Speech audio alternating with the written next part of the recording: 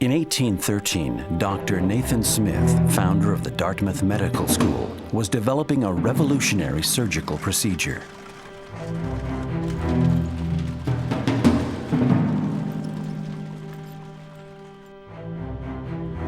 The procedure would not become common practice for 100 years.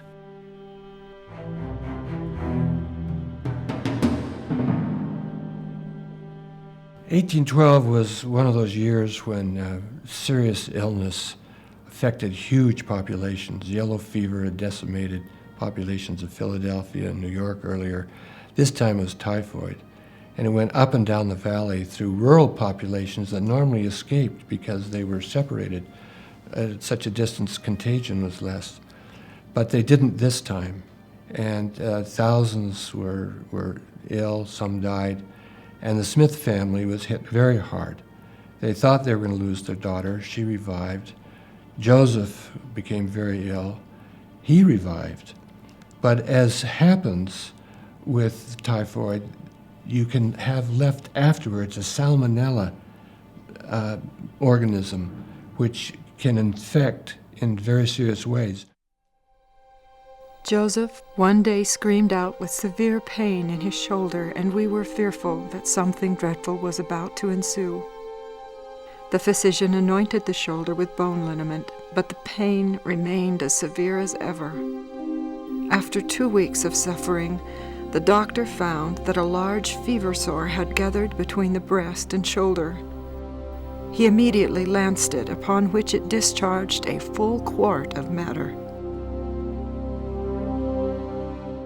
Almost immediately, he felt a terrible pain in his left shin, and that troubled him for months. The doctors would come and say it was this or that. They, at one point, cut into the skin and opened it up to let the pus flow out. Finally, what turned out to be a very experienced physician from the Dartmouth Medical School came down and suggested to the family that they amputate. I will not let you do it. Be reasonable, Mrs. Smith. What kind of life would he have? The bone and tissue are both infected. It happens sometimes after typhoid fever. Unless we remove the leg, the infection will keep spreading. There must be another way. Well, there is one possible procedure. It is an unproved and complicated surgery.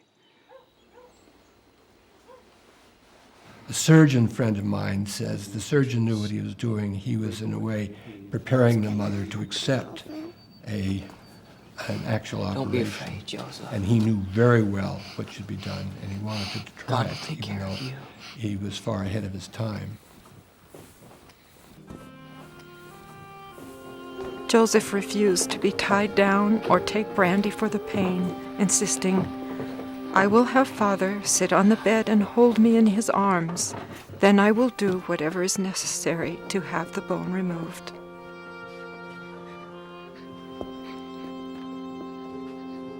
Lucy, he doesn't want you to have to watch. Nathan Smith was working on the foundation of the Dartmouth Medical School. We later moved to the Yale Medical School, and we have notes of his students, not his own writings, but notes describing this procedure, which, so far as we can tell, he invented. Right on this, Joseph. Because it was not used, or not even known, till the end of the century, and not used commonly until World War I.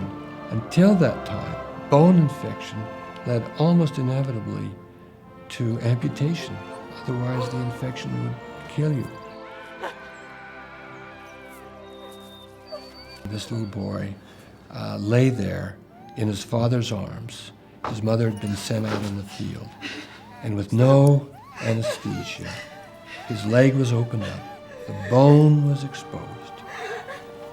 3 pairs of holes were bored into his little shin bone at 3 points. Then they pulled off that exterior bone and to show the infection underneath and to clean that out, and then sewed him back up. Afterwards, there were 14 pieces of bone scraps that came working their way through this to the surface. And of course, there was bloodshed. It was a horrible experience for the young man. For 3 years, Joseph Smith was on either being carried around or on crutches.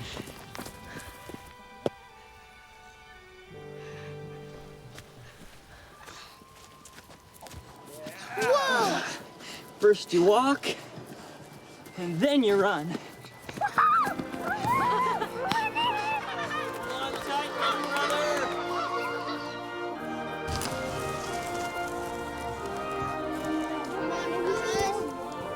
Ready, steady, go!